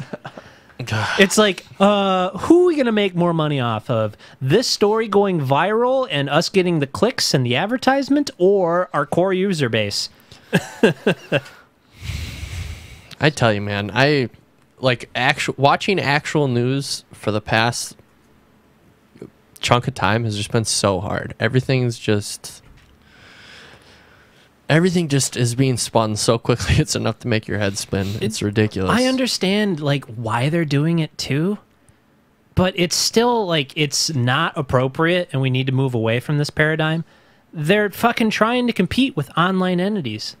They have to try and like sensationalize something to get people to bite and to actually like look at it, which sucks. Like it's such an unfortunate side effect of the era that we're in right now, but it's like you need to get something to like hook the viewer in. Yeah, you gotta have some juicy bait. But yeah, just everything's so flip floppy. It's hard to understand. Okay, I did see this story though. The system error. Japan cybersecurity minister admits he's never even used a computer. That's fucking insane. right. He was like, I don't even know what a USB drive is. I believe it though. But man, that guy followed, I believe, the principle called the Peter principle, where it's basically that a person continues to get elevated in position until they're in a position of complete incompetence. Right. Yeah. Yeah. That man just took it to the T. I think he's also in charge of the Paralympic committee. There's a 2020 Paralympic Games that's happening in Japan that he was completely unaware of. I love his statement as well. I love his statement of, since the age of 25, I have instructed my employees and secretaries, so I do not use computers myself. It's literally like that guy in Office Space who's just like, what exactly would you say you do here? Oh, I give the papers to my secretary and she takes them to the client or whatever. That's just one of those things that amazes me about certain people, and we all know them, where it's like, I do not know how to do these skills that have evolved where everybody knows how to do them in society. Therefore, it is not my fault. It is not my responsibility to learn these things. The people that give up on learning. Those people are so frustrating as a computer person, as the computer guy, as the company computer guy. You're dealing with these people all the time. You have people that are like doing great. Like most people, like they will understand like clicking on some stuff and figuring it out is not going to make your computer explode. Some people think that though. If your company is doing due diligence, if your IT guy is doing well, they have effectively locked you out of doing anything that can really cause any real harm. So just figure it out, you know? Google it. Clicking. Get it clicking. Google it. That's how I fixed my car today. Right? I don't know shit about cars. I've replaced a burnt out headlight before, but yesterday assemblies, they're unique to the car. Man. Yesterday I picked up my girlfriend and I realized I had a padiddle and I was like, oh damn, I'm that guy. So I was like, after work I'll go pick up the light, I'll just replace the bulb. It should be a pretty quick fix. I've done it on cars before. But on the Grand Am there's this massive like plastic shielding that covers the top, like, which you gotta remove. The car. Yeah, which I have to remove, and it's inserted with these plastic clips, which I am going to use the descriptor of. They are like nipples, because when I loaded the YouTube video, the guy's like, "Oh yeah, would you like to know more?" Yeah, the guy's like, "Oh, you just put a screwdriver under here, you just wiggle a little bit, they'll pop right out." That is not what you have to do. You take the screwdriver. Solid dating advice. Yeah, you take the screwdriver, you stick it underneath like the main plastic flap, and you wiggle it a little bit. And then you push the plastic flap back down, and the middle part looks like a hardened, erect nipple. And you pull on that, and you pull it out, because it's actually a pin that... Plenty of shit to break. Yeah, it's actually a pin that expands and then forms the clamp when you insert it into It's like a rivet, except plastic. Yeah. So I had to remove like 8 of those. It took me a while to figure that out. And then I had to get the rest of the assembly out, but... I forgot where I was going with this. It was a real pain in the ass. You Googled it, though. Yeah, I Googled it, watched like a YouTube video, which wasn't even applicable to the model car that I had. It was, or not an exact match of the model car I had. It ended up being like a 2009 Grand Prix instead of the 2004 Grand Am I drive. JJ, you're a young guy. You grew up with this stuff. Sure. Like, it's more ingrained in you guys, I would say, than it is with people older than myself even. Like, I was instilled with, like, you know, look up Google. I grew up with that. Do some research. Yeah. What was the last thing that you Googled that was like somebody in past generations probably would have paid somebody to do it? You looked it up. Trying to think. Sorry to put you on the spot like that. No, it's fine. It could be just something simple. Yeah, like I haven't done that in. Oh, it was fucking my garage opener was fucked up. Like the remotes, you know, that you would like push to open your garage door or whatever, like it was like fucking up. So I had to like go to YouTube and just like, I guess, look up how to fix it or whatever, because like it just none of the remotes worked, but like the doorbell worked. So I just had to do some troubleshooting and just like I replaced the batteries and just like fucked with some shit and it worked again. So it took like 5 minutes. Right. But yeah, like like someone that's like my parents' age would have just like straight up called somebody to make that happen. Yeah, we need a garage door repairman guy. And the garage door repairman guy would have been like, you know what you need? A whole new garage door opener. Yeah. It's like fucking Apple. and even Apple should move into the garage door opener. Even sooner than that, I had to replace my dryer vent. I've been really about trying to fix shit myself lately. Yeah. DIY to the core. I just want to know how to do it. But we had like a flex pipe, like for the exhaust pipe, so it was like this like white like plastic shit, and there was like a giant hole ripped in it, and I was like, that's not good. So like I didn't think much of it, but I tried drying my clothes and they didn't dry. So I was like, oh, okay, that's an issue. So I went to Menards and like had to go there a few times because I bought the wrong shit like 3 times in a row. But I ended up fixing it, and I found that fucking pipe at Menards, like the original one, and it says in big fucking letters, do not use for dryer venting. So I just wanted to know like who the fucking idiot it was that set it up originally, because they fucked up that bad. Was it PVC or something? No, like it's like an aluminum probably. No, it wasn't even aluminum. Like it was this really thin, like stretchy material. Oh, okay. So like it was probably like metal spring coiling with like a plastic like covering over it. Something like Yeah. that, maybe. Remember when we had to fix my mother's dryer? Oh my God. I get a call. My mom's just like, my dryer's not working. Can you come and fix it? For some reason, I'm having flashbacks to just like issues that are so dumb that you just can't believe that this is the fucking actual solution to it. But continue. So, I don't remember why you came along. We were supposed to have breakfast or something. You were over here. We were hungover, and you're just like, "Oh, I gotta go help my mom," and it's in Germantown. Yeah. So I was like, "I'll come with. I'll help." So my mom's dryer isn't working. We go over there. I like press the button, try to get it to start. It wasn't working. Yeah, it was no heat was the Yeah. issue. So I'm just like, all right. I like, ended up finding this thing. So- The problem. the end issue. Yeah. But so I take it apart. I'm just like, all right. We literally go to my work, which To is get a up the DMM. street. Yeah, to get a fucking like A multimeter. Yeah, a So we multimeter can check to like test. so we can check like if the wiring's right. Yeah. It's like we some test pointable. every exposed joint. I in had the this. drum out, like the whole thing was taken apart, and I'm just like, I don't know what the fuck's wrong with this thing. And Doug, I think you were just like messing with the control console or something. And you were like flicking some knobs. You're like, oh, the knob's broken, so it was turned to heat, but the actual like plastic piece didn't turn the knob. You know how on a guitar knob sometimes there's just like a flat side to the Yeah. pot.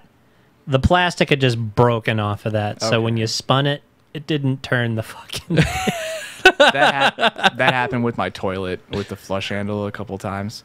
It's really funny. Booking DIY shows has given me a lot of insight on how to fix toilets over the years. Oh, because I'm people sure. have varying sizes of shits. Just because people have broken my toilet a few times. It's really funny.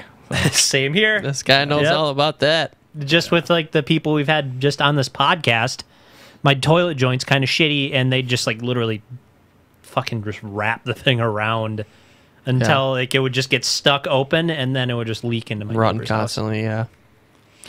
Yeah, it's crazy how doing shit like that kind of turns you into a handyman over the years too. 'Cause it's Out of necessity, man. yeah. You know who I feel bad for though about all this is this Japanese cybersecurity minister, because he's never Googled anything. The thing was, Might not even know what Google is. I know he couldn't even Google anything for his own assistance. get this. People were saying he's the perfect guy to the job because he can't be hacked. He's not out there. He has no internet presence. Yeah, he has none. So like he might have some. Oh, that's great. So I have a story about a phallic statue or demonic yoga. Take a pick. Let's do the Serbian one because JJ is Slovak. he commented. Yeah, Slovak. Was it Slovakian? Yeah. It was Serbian. Serbia. A little different. Oh, where'd the Slovakian come from earlier? I was scrolling through a website called Reddit, and they had a image of A website called Reddit. yeah, did you like that? They had an image of some protests going on there today for corruption For all and What's you happening young there? kids that are apparently online. it's the title of the image was protests in Slovakia over political corruption and false academic certificates. So JJ's nodding his head. You got some insight on that? No, I Got don't know some anything. relatives coming in. What's the 411? He's just agreeing because he read the title as well. Yeah, I was just like, oh, I've been there before. What's it like there? What'd you go out there for? What? I have relatives there. Like, I'm a quarter Slovak. I went there when I was 10 and when I was 12. Just kind of went around, like, Bratislava, which is the capital. It's sick. And the second time we went there, this was hilarious. We walked into a hotel and just, like, ate their breakfast and just left. And just, they didn't care. Nice. Yeah. Hungry. Eat your food. Now, can you answer this? Because we're all dying to know. How's the hardcore scene? I guess that depends on who you ask. I think it's better than it's ever been at this point. I meant in Slovakia. Oh, Slovakia? Jesus Christ. Like, I fucking know. My bad, dude. Yeah, I fucking have no clue. But yeah, the hardcore scene currently pretty strong, just because the DIY and I think the climate right now for it is very strong. The DIY is so strong. You should host seminars on how to fix toilets and fucking practical shit afterwards because those people want to see it, man. Yeah, right. If you stick around afterwards, you could see this practical demonstration on how to fix toilet. Yeah, right. And pay $5 instead of going to Home Depot for the class on the weekends. Now you can host a hardcore show venue in your house too because you can take out the brutal shits that will be taken in your toilet. I think hardcore just as a scene though has a really just the mentality in it allows it to persist through a lot of the waves that have come through. It's like metalcore was kind of like a disco. It was like a coming and going, and hardcore has its roots in punk. Punk stuck around. Metal as an overarching genre is stuck around. But it's gone through its fad and changes. As has hardcore, but like honestly, like a lot of like the core things of like hardcore, what makes up Remain hardcore true riffs, and same, and remain true and stay the same. There's new takes on it all the time, but The core it's values. it's still the same kind of music. Like you could listen to it as like an old head and being like, this isn't all that alienating, you know? Yeah. Well, yeah, and like with hardcore, I feel like a lot of bands are just kind of ripping off of a band that was really popular 10, 15 years ago. So it's like, even if like an older person would like listen to some of the newer bands now, they'd be like, oh, they're just trying to be that band. So like the sound has definitely stayed very consistent, I think, over the years. But A band that they had no degree of like thought of necessarily. Yeah. Just the style, man. Yeah. I also feel like, and this is just coming from me, but I feel like metalcore, there was like way more egos than there ever has been in hardcore. That's disco though. Yeah, that's the thing. Fucking Stellas. Oh man, like that's the thing that really drove me away from like a lot of like meeting people in music. I've met some like the greatest people, but I've also met the biggest cunts I have ever met in my entire life. I've met people that I want nothing to do with and they just keep coming back around because that's the kind of person that they are. You just wish you could be done away with. It's funny that you say that because I was interviewed for a zine maybe, I don't know, like earlier this year, and I said something exactly along the lines of that. Like the question was like, do you have any advice for people that want to get involved in a scene but just don't necessarily know how? And one of the first things I said was like, you're gonna meet a lot of awesome people and a lot of fucking terrible people, and like that obviously sounds pretty off-putting, but it's just like one of those things. It's just not for everyone, you know? And if it's not for you, it's not the end of the world. But it's like there's a lot of good that can come from hardcore or like any DIY music scene, and a lot of bad. It's just kind of how it is. I'm sure you've thought about this before, and I've said it several times before. It's not about meeting the dream team, about the exact right group of people if you're trying to like do a project. No matter what it is, it's about, over the years, learning how to identify the wrong person that you are not supposed to work with. Absolutely. Yeah, and trying to start a band nowadays, I feel like is a lot harder for me, because back in the day, like I just wanted to play music. I didn't really care who it was with. But now that I've been doing this for like almost 10 years, it's like I'm very picky about like, I don't want to start a band with someone that I'm like not already friends with, you know? And it's like, if I don't think that they're like musically like able enough, it's like it has to be like the exact right people at this point. There goes my hopes. There's like several hurdles to it. You have to have like a music ability. Right. You have to have that sensibility that's evolved with like how people do music nowadays. Like for me, doing music isn't about just getting in a room and making a bunch of noise. Like I don't have the time to do that. Like you kind of have to have like a little bit of recording experience. You have to be able to swap ideas online. So once we're actually getting together in a room, like you gotta plan. That's been gone. Yeah, you got a plan of attack. Plan of attack. Thank you. Yeah. And then you also have to have that persistence to go through failure.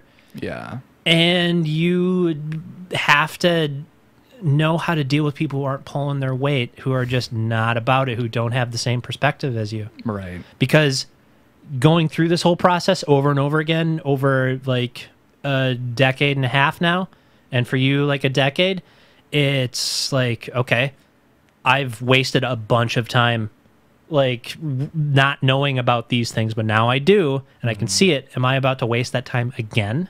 Yeah, right. I mean, like, I feel like if you had a good time in the band, it wasn't necessarily like a waste of time, but I definitely like could go back and like reflect on like past bands and think about how I could have done it better, you know? Right. I think that like every project you're in is like, you got to take a step back and like think like, what did I learn from this, you know? So like it wasn't necessarily like a waste of your time. It was just like what you took away from it is what makes it matter, you know? So. One of the things I didn't necessarily get a chance to bring up was you were talking about a band where you like it was like your first time being like this is first time. This is me like reaching out and making all the connections. Like you're the driving force in it. Like you'll meet people who really appreciate that, and then you'll meet people who absolutely take like animosity towards that. Like you're fucking trying to just like take over anything. Where it's you can turn it on them too, and it's like, well, what are you doing? Like you're just kind of hating. Right.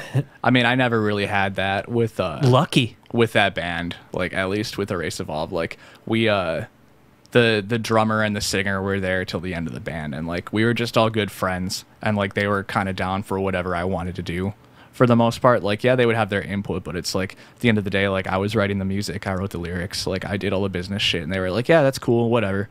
Like we did have an issue with like our old bass player couldn't really pull his weight, so we had to let him go, which sucked. But at least you had a team of people who understood that. Exactly. Like it was like they brought it up before I did, even, which is how you know it was an issue. Like if they were just like kind of chilling the whole time, they're just like, hey, so like what's going on with him, you know?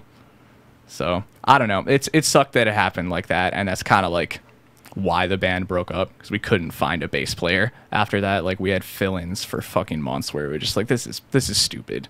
Like, You must have had a good situation, because I've been involved in situations where it's like I've always kind of been that person, because like when I get in like with a group, I don't necessarily want to, but I find myself kind of like dominating the situation.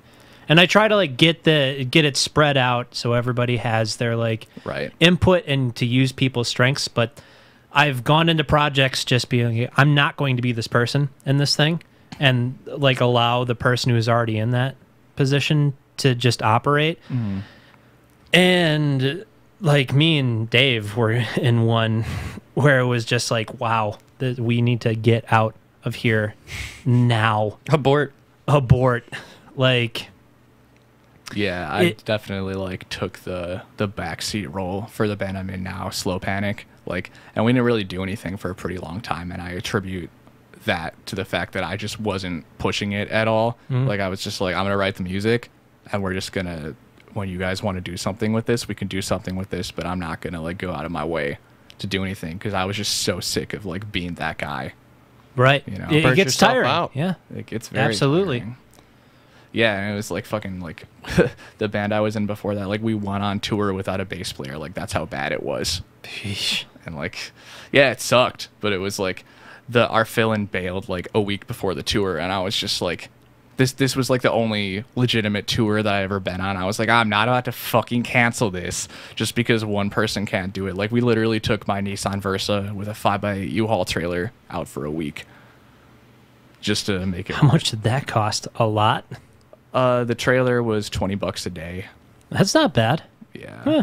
We got fucked on tolls though, like, because we went all the way through Illinois one way and then all the way through Chicago coming back home, and you get charged by the number of axles on your car. So yeah. So I must have paid like $40 in tolls just going Jesus through. Christ. Yeah, it was terrible, man. I think the greatest fuck you to Illinois' toll system that I ever got to pull was went to pick up Jason from Oceano's drummer's house, Danny, back when he was still in the band too. Snowstorm coming in, so I literally left work early, and I was like, there's a snowstorm coming, I want to pick up a buddy and get him back before like the snow actually hits. So pick him up, and then I'm going to like the main route to get back, getting on a on-ramp, and I realize it's too late at this point. I'm going through an I-pass lane. Yeah. And they take pictures of your camera. Fortunately, I had a rear-wheel drive shitty Mustang, and it had just started to snow, so I slid my car through sideways so they couldn't see my license plate. That's hilarious. And I was just like, I'm fucked on this thing. What am I going to do? And I just like had this fucking like, it was like a really shitty Mustang engine. It was like a luxury engine, 3.5 liter.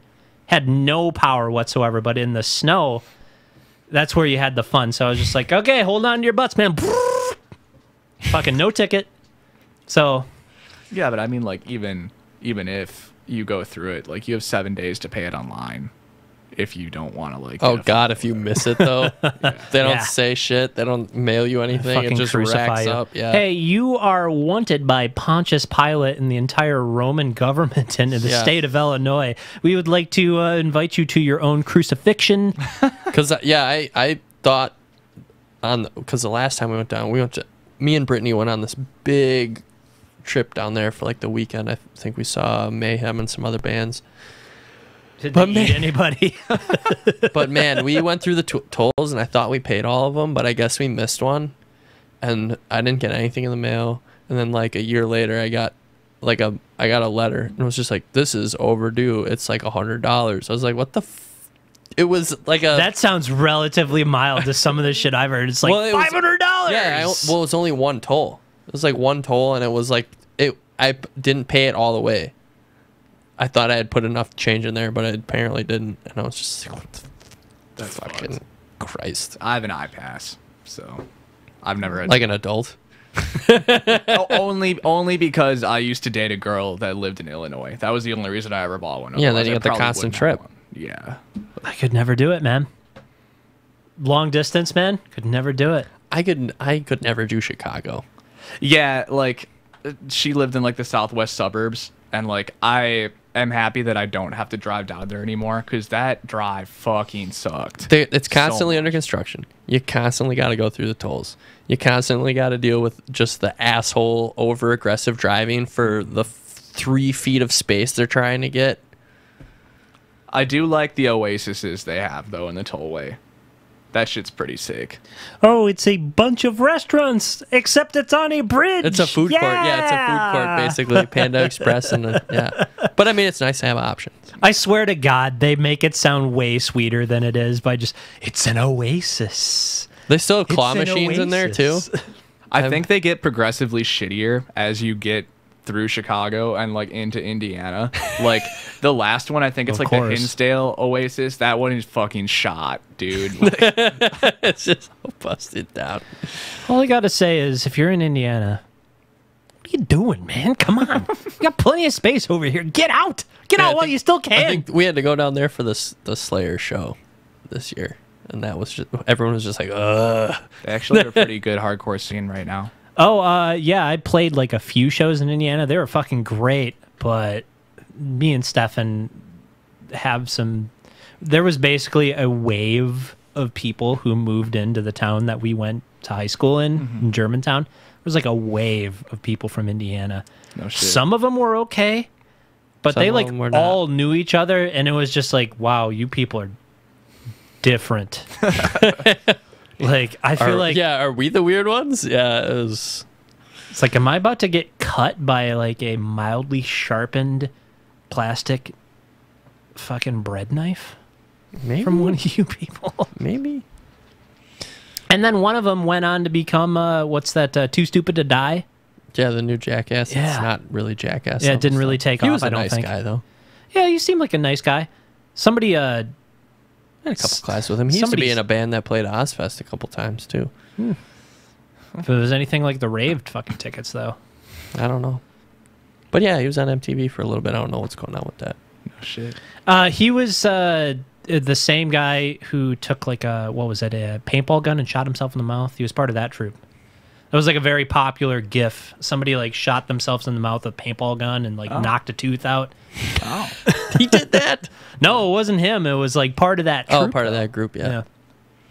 Wild Childs. All right. We're at we're just at a little under 2 hours. Do we want to call it? Let's plug this man one more time. Yeah. If you have any plugs or, anything that you want to get out there. Like anything. Yeah, anything. Got a porno coming out, man? Yeah, right.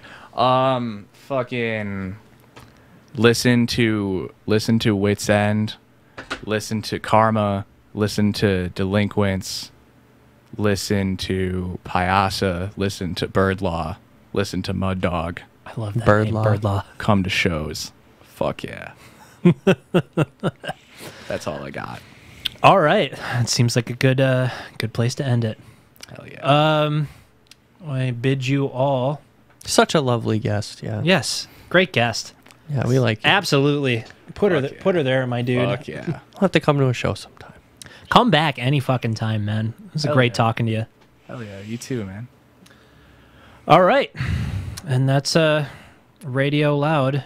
Go if you've listened to it this much, give us a fucking subscribe. We never Please, beg for people. this stuff. Go out there and make Radio Loud radio proud. You got Amazon. You got Amazon Prime or whatever. You get a free subscription on Twitch. I don't know. Now, fuck Twitch. Get on the YouTube, man. Yeah. Watch this at your own I time. do have a question though that we can What's that? resolve right now. Are we doing an episode next week with Thanksgiving and stuff? I don't think so because it's literally my birthday, Thanksgiving, follow-up Thanksgiving stuff. I don't think it's happening, people. So Just gonna have to hang out with your family. we and might. not us. I'm trying to like cobble together some stuff that we had taped in the interim, and I still have the fucking. I forgot to put out the music review. Could catch the music review next week. We'll have that stuff out. Who did we even talk about? I don't fucking know. I talked about Author and Punisher, Oh yeah, that's right. and you talked about Oh, the something. Coheed and Cambria album. Oh yeah. Yeah. You like that stuff, I guess. Yep. I'm not even listening to it anymore. I forgot about it. JJ, are you in or are you out? Coheed and Cambria, in or out? I've never listened to Coheed and Cambria. Me neither. All right. That's it. We will see you, after the holidays. Have a good one.